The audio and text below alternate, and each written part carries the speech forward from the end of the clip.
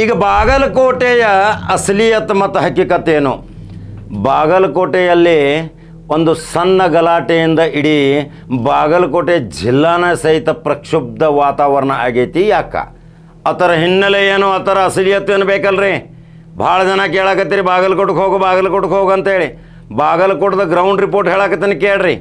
ಬಾಗಲಕೋಟು ಸೂಪಿ ಶರಣರ ನಾಡು, ಅದು ಅಣ್ಣ ಬಸವಣ್ಣರ ನಾಡು. ನೀವು ಇದೇ ರೀತಿ ಗಲಾಟೆ ಮಾಡ್ಕೋತ ಹೋದ್ರಿ, ಅಲ್ಲಿ ಸೂಪಿ ಶರಣರು ಮಾತ್ರ ನಿಮಗೆ ಶಾಪ ಕೊಡ್ತಾರ. ನೀವು ಬದುಕೋದು ಭಾಳ ಕಠಿಣ ಆಕೈತಿ. ಅಲ್ಲಿ ಯಾಕೆ ಅಲ್ಲಿ ಮೆರವಣಿಗೆ ಹೋತು? ಅಲ್ಲಿ ಮೆರವಣಿಗೆ ಹೋಗುವಾಗ ಆ ಮಸೀದಿಯಲ್ಲಿ ಇದ್ದಂಥ ಜನ ಏನು ಮಾಡಿದರು? ಆ ಮಸೀದಿಯಲ್ಲಿ ಇರುವಂಥ ಜನ ಆ ಕಲ್ಲು ಎಸೆದರು, ಶೂಸ್ ಎಸೆದರು. ಇವರು ಅಲ್ಲಿ 1.5 ತಾಸು ಅಲ್ಲಿ ಡ್ಯಾನ್ಸ್ ಮಾಡಿದರು, ಆ ಹಾಡ ಹಚ್ಚಿದರು. ಇದೇ ಅಲ್ರಿ ಘಟನೆ.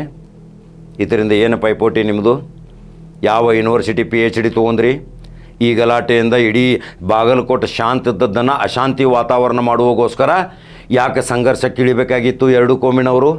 ಎರಡು ಕೋಮಿನವರು ನಾ ಮುಂದು ನೀ ಮುಂದು ಜಿದ್ದಿಗೆ ಯಾಕೆ ಇಳಾಕತ್ತೀರಿ?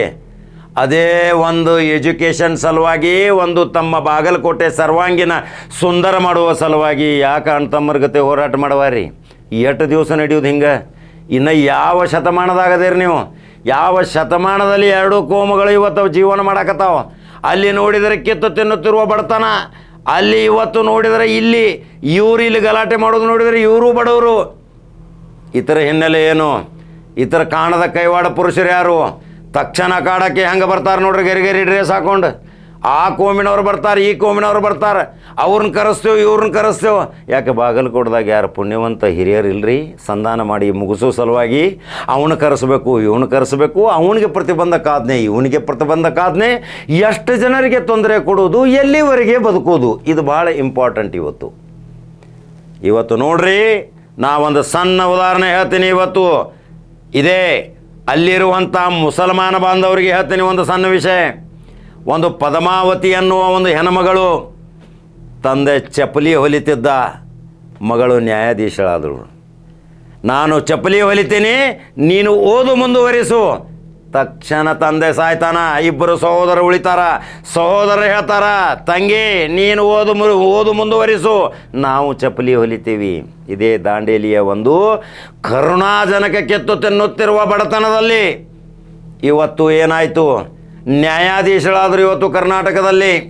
ಯಾಕೆ ಅಲ್ಲಿಯ ಮೌಲ್ವಿಗಳು ಬೋಧನೆ ಮಾಡುವಾಗ ಹೇಳಬೇಕಾಗಿತ್ತು, ನೀವು ಪಂಚಾಯತ್ಗೆ ಯಾಕೆ ಹೋಗ್ರಿ, ನಾವು ನಿನಗೆ ಓದು ಕಲಿಸ್ತೀವಿ, ನಾವು ಪಂಚಾಯತ್ ತೆಗಿತೀವಿ, ನಾವು ಗ್ಯಾರೇಜಲ್ಲಿ ದುಡಿತೀವಿ, ನಾವು ಹಣ್ಣು ಹಂಪಲು ಮಾರ್ತೀವಿ, ಇವತ್ತು ನಾವು ಮಾರುಕಟ್ಟೆಯಲ್ಲಿ ಕೆಲಸ ಮಾಡ್ತೀವಿ, ನೀನು ಓದು ಮುಂದುವರಿಸು, ಒಳ್ಳೆಯ ಹುದ್ದೆ ತೆಗೆದುಕೊಂಡು ಒಂದು ಉನ್ನತ ಸ್ಥಾನಕ್ಕೆ ಬಾ ಅಂತೇಳಿ ಯಾಕೆ ಮೌಲ್ವಿಗಳು ಇವತ್ತು ಬೋಧನೆ ಮಾಡೋದಿಲ್ರಿ ಮಸೀದಿಯಲ್ಲಿ? ಅದೇ ಮಸೀದಿಯ ನಂತರ ಇವ್ರಿಗೆ ಒಂದು ಬುದ್ಧಿವಾದ ಹೇಳ್ಬೇಕಿರಲ್ಲ.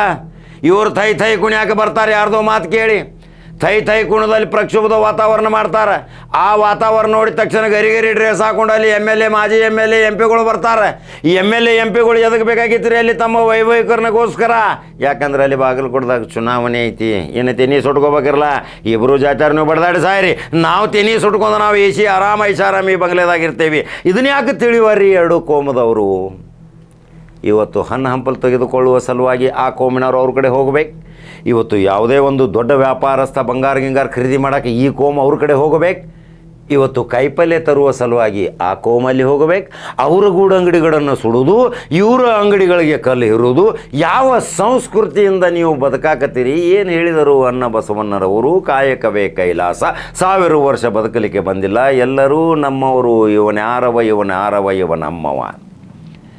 ನಾವು ಪ್ರತಿಯೊಂದು ಸಾರಿ ಹೇಳಿದ್ದೀವಿ, 6ರಿಂದ 10 ಗಂಟೆವರೆಗೆ ಯಾವುದೇ DG ಡಾಲ್ಬಿ ಗಿಲ್ಬಿ ಹಚ್ಚಬಾರ್ದು ಅಂತೇಳಿ ಸುಪ್ರೀಂ ಕೋರ್ಟ್ ಆದೇಶ ಐತಿ. ಇದು ಮುಸಲ್ಮಾನರಿಗೂ ಅನ್ವಯ ಐತ್ರಿ. ಅಲ್ಲಿ 6 ಗಂಟೆದಿಂದ 10 ಗಂಟೆ ಒಳಗೆ ಯಾವುದೇ ಮೈಕ್ ಹಚ್ಚಬಾರ್ದು, ಅದಕ್ಕೊಂದು ಲಿಮಿಟ್ ಮಾಡ್ಯಾರ. ಎಲ್ಲಿ ನೀವಾದರೂ ಸುಮ್ಮ ಕೇಳ್ತೀರಿ?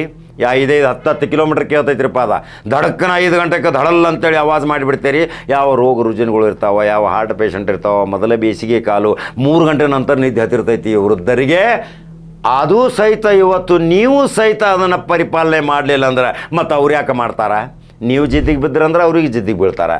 ನೀವು ಬಂದ್ ಮಾಡಿರಿ ಮೈಕ್, ಅವರು ಬಂದ್ ಮಾಡ್ತಾರೆ ಮೈಕ್, ಅವರು ಡಾಲ್ಬಿ ಹಚ್ಚೋದಿಲ್ಲ, ಅವರು ಕುಣಿಯಂಗಿಲ್ಲ, ಮೆರವಣಿಗೆಗಳ ನಿಷೇಧ ಮಾಡುವಂಥ ಪರಿಸ್ಥಿತಿ ಬರ್ತೈತಿ. ಸರ್ಕಾರ ಇದ್ರ ಬಗ್ಗೆ ಭಾಳ ವಿಚಾರ ಮಾಡಬೇಕು. ಸರ್ವ ಜಾತಿ ಜನಾಂಗದ ಎಲ್ಲ ಮೆರವಣಿಗೆಗಳು ನಿಷೇಧ ಮಾಡಬೇಕು. ಧರ್ಮಗಳನ್ನು ಮನೆಯಲ್ಲಿ ಆಚರಣೆ ಮಾಡಬೇಕು. ಹೊರಗೆ ಬಂದಾಗ ನಾನು ಮಾನವ ಅನ್ನಬೇಕು. ಈ ವಿಧೇಯಕ ತರಬೇಕ್ರಿನ ಸರ್ಕಾರ. ಯಾವಾಗ ನೋಡಿದರೂ ಒಂದು ಪುತ್ಥಳಿಯ ಮೇಲೆ ಒಂದು ಕಲ್ಲೆಸೆತ, ಒಂದು ಪುತ್ಥಳಿಯ ಮೇಲೆ ಏನಾದರೂ ಒಂದು ತೊಂದರೆ ಮಾಡುವುದು, ಅಲ್ಲಿ ಏನಾದರೂ ಒಂದು ಸಣ್ಣ ಗಲಾಟೆ ಮಾಡುವುದು, ಬಣ್ಣ ಎರಚುವುದು, ಇದು ರಾಜ್ಯಾದ್ಯಂತ ಗಲಭೆ ಆಗುವಂಥ ಪರಿಸ್ಥಿತಿ ನಿರ್ಮಾಣ ಮಾಡುವುದು. ಅದಕ್ಕೆ ಭಾಷಣಕಾರರು ಬರೋರು. ಆ ಭಾಷಣಕಾರಿ ಅದಕ್ಕೆ ಬರ್ತಾರೆ, ಅಲ್ಲಿ ನಿಮ್ಮದೇನು ಸಂಧಾನ ಮಾಡೋಕ್ಕೆ ಬರೋದಿಲ್ಲ. ಪ್ರಚೋದನಕಾರಿ ಭಾಷಣ ಮಾಡಿ ಮತ್ತೆ ನಿಮ್ಮಲ್ಲಿ ಬೆಂಕಿ ಹಚ್ಚಿ ಹೋಗಿಬಿಡ್ತಾರೆ.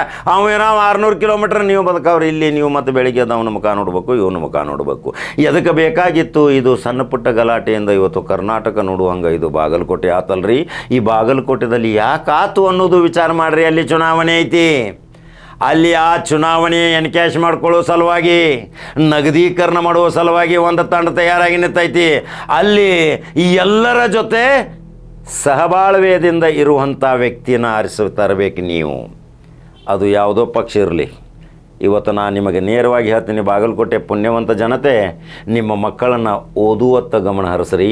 ನಿಮ್ಮ ಮಕ್ಕಳಿಗೆ ಶಿಕ್ಷಣ ಕೊಡಿಸ್ರಿ. ನಿಮ್ಮ ಮಕ್ಕಳಿಗೆ ಒಳ್ಳೊಳ್ಳೆ ಹುದ್ದೆ ಕೊಡಿಸೋ ಸಲುವಾಗಿ ತಿರುಗಾಡಿಸ್ರಿ. ನಿಮ್ಮ ಮಕ್ಕಳಿಗೆ ಓಣಿಯಲ್ಲಿ ಕುಣಿದಾಡಿ ಡ್ಯಾನ್ಸ್ ಮಾಡೋದು ಕಲ್ಸಕ್ಕೆ ಹೋಗಬೇಡ್ರಿ.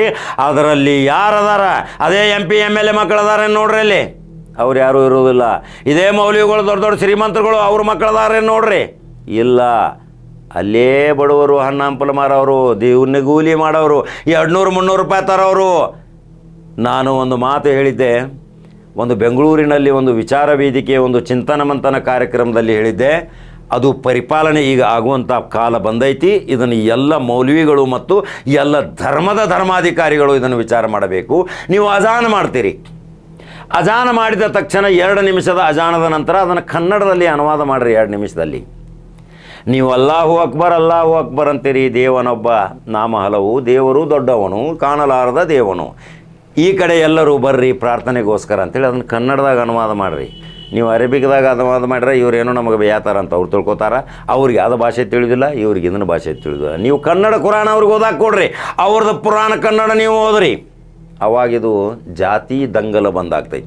ಈ ಜಾತಿ ದಂಗಲ ಬಂದ ಮಾಡುವ ಸಲುವಾಗಿ ನಾವು ಏನೇನು ಪ್ಲ್ಯಾನ್ ಹಾಕ್ತೀವಿ ಅದನ್ನು ಜಾತಿ ದಂಗೆ ಹೆಚ್ಚು ಮಾಡುವ ಸಲುವಾಗಿ ಅಖಾಡ ಕೀಳ್ತಾರ ಈ ಗರಿಗರಿ ರಾಜಕಾರಣಿಗಳು. ಅವ್ರಿಗೊಂದು ಹೇಳೋದು, ಇವ್ರಿಗೊಂದು ಹೇಳೋದು. ವೋಟ್ ಬ್ಯಾಂಕ್ ನಿಮ್ಮನ್ನು ಆಟ ಆಡ್ಸಾಕತ್ತಾರೆ. ಇವತ್ತು ಯಾವಾಗ ನಿಮಗೆ ಯೋಚನೆ ಬರುವುದು, ನಮ್ಮ ಮಸೀದಿಗಳಲ್ಲಿಯೂ ಸಹಿತ ಇವತ್ತು ಮೌಲ್ವಿಗಳಿಗೆ ನಾವು ಹೇಳಕತ್ತೀವಿ, ನಿಮ್ಮ ಮಕ್ಕಳು ಯಾವ ದಾರಿಯಲ್ಲಿ ಹೋಗಾಕತ್ತಾರ, ಯಾವ ಮಕ್ಕಳು ಎಲ್ಲಿ ಗಾಂಜಾ ಸೇದಾಕತ್ತಾರ, ಎಲ್ಲಿ ಮಕ್ಕಳು ನಿಮ್ಮದು ಅಫೀಮ್ ತೊಗೊಳಕತ್ತಾರ, ಯಾವ ಮಕ್ಕಳು ಎಲ್ಲಿ ಆವಾರಾದಂಗೆ ತಿರುಗಾಡಕತ್ತಾರ, ಸೋಮಾರಿ ಹಂಗೆ ತಿರುಗಾಡಕತ್ತಾರ, ದುಡಿಯೋಕೆ ತಯಾರಿಲ್ಲ, ತಂದೆ ತಾಯಿನ ನೋಡ್ತಾ ಇಲ್ಲ. ಇವತ್ತು ಏನು ಮಾಡಾಕತ್ತೀರಿ ಅಂತೇಳಿ ಯಾವಾದರೂ ಮೌಲ್ವಿ ಇವತ್ತು ಭಾಷಣ ಮಾಡ್ಯಾನ್ರಿ.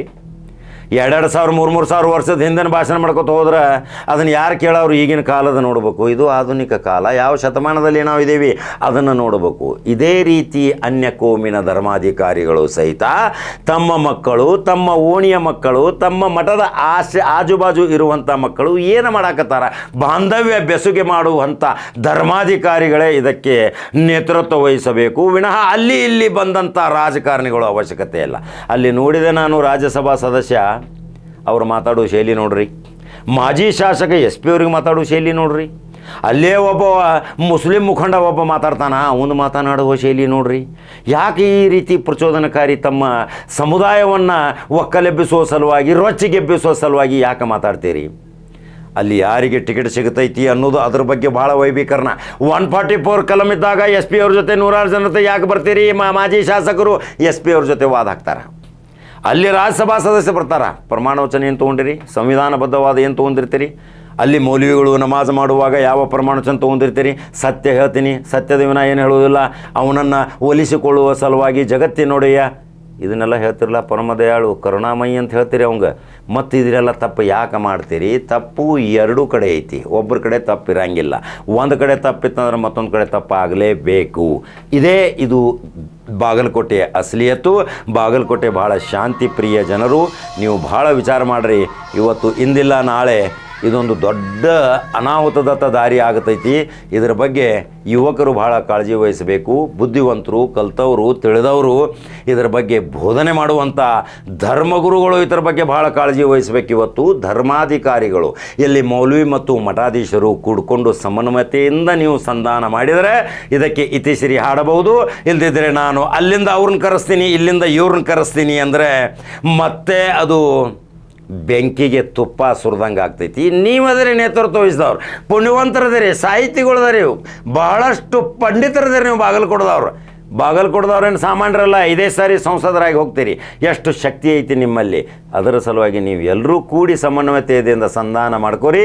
ಇನ್ನೊಮ್ಮೆ ನಾವು ಇಂಥ ಹಿತಕರ ಘಟನೆ ಮಾಡುವುದಿಲ್ಲ, ನಾವು ಸಹಬಾಳ್ವೆದಿಂದ ಬಾಳತೀವಿ, ಬಾಗಲಕೋಟೆ ಹೆಸರು ಮುಂದೆ ತರ್ತೀವಿ ಅಂತೇಳಿ ಶಪಥ ಮಾಡ್ತೀರಿ.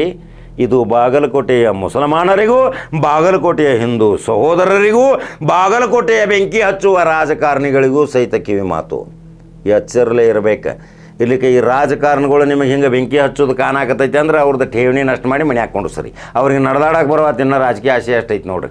ಅದರ ಸಲುವಾಗಿ ಬಾಗಲಕೋಟೆಯ ಅಸಲಿಯತ್ತೇನು, ಬಾಗಲಕೋಟೆಯ ರಿಯಾಲಿಟಿ ಏನು, ಇದು ಸಣ್ಣ ಘಟನೆ ಇಷ್ಟು ದೊಡ್ಡದು ಮಾಡುವ ಸಲುವಾಗಿ ರಾಜ್ಯಾದ್ಯಂತ ಎಂತೆಂಥ BJP, RSS, ಬಜರಂಗ ದಳ, ಈ ಮುಸ್ಲಿಂ ಲೀಗು, ಮುಸ್ಲಿಂ ಪಂಡಿತರು ಎಲ್ಲೆಲ್ಲಿಂದ ಸ್ಟೇಟ್ಮೆಂಟ್ ಕೊಡಕತ್ತಾರ ಅಂದ್ರೆ ಬಾಗಲಕೋಟೆ ಇಷ್ಟು ದೊಡ್ಡದು ಮಾಡಕತ್ತಾರ ಅಂದಂಗೆ ಆತಿರಲ್ಲ. ಅದರ ಸಲುವಾಗಿ ಅದನ್ನು ನೀವು ಬೆಳೆಸಕ್ಕೆ ಹೋಗಬಾರ್ದು. ಬಾಗಲಕೋಟೆ ಬೌಂಡ್ರಿ ಬಾಗಲಕೋಟೆ ಒಳಗೆ ಇರಲಿ, ಅಲ್ಲಿ ನೀವು ಬುದ್ಧಿವಂತರದ್ರಿ, ಅದನ್ನು ನಿವಾರಣೆ ಮಾಡ್ಕೋಬೇಕು. ಇದೇ ಕಡಕ ಜವಾರಿ ಕಾಕನ ಸಲಹೆ. ಭಾವ್ಯಕ್ಯತೆ ಭಾಳ ಇಂಪಾರ್ಟೆಂಟು. ರಗತ ಒಂದೇ ಐತಿ, ಯಾರ್ದು ರಗತ ಬೇರೆ ಇಲ್ಲ. ತಿಳಿದವನು ತಿಳಿಯಲ್ಲದವನಿಗೆ ತಿಳಿಸಿ ಹೇಳತಾನ. ಅದನ್ನು ತಿಳ್ಕೊಳ್ಳೋ ಶಕ್ತಿ ನಿಮ್ಮಲ್ಲಿತ್ತಂದ್ರೆ ಭಾಳ ಒಳ್ಳೇದಾಕೈತಿ. ಹಂಗಾದ್ರೆ ಯೂಟ್ಯೂಬ್ದಾಗ ಬಟನ್ ಹೊಡಿತೀರಿ, ನಂಬರ್ 1 ನ್ಯೂಸ್ ಕನ್ನಡ. ಬಾಗಲಕೋಟೆಯ ಅಸಲಿಯತ್ ಹೇಳಿದ್ದೀನಿ. ಏನು ಅನಿಸಿಕೆಗಳದಾವ ನನ್ನ ಕಮೆಂಟ್ ಬಾಕ್ಸ್ನಾಗ ಹಾಕಿರಿ, ಫಾಲೋ ಮಾಡಿರಿ. ಮತ್ತೊಂದು ಜವಾರಿ ಸುದ್ದಿ ಬರ್ತೀನಿ. ನಮಸ್ಕಾರ.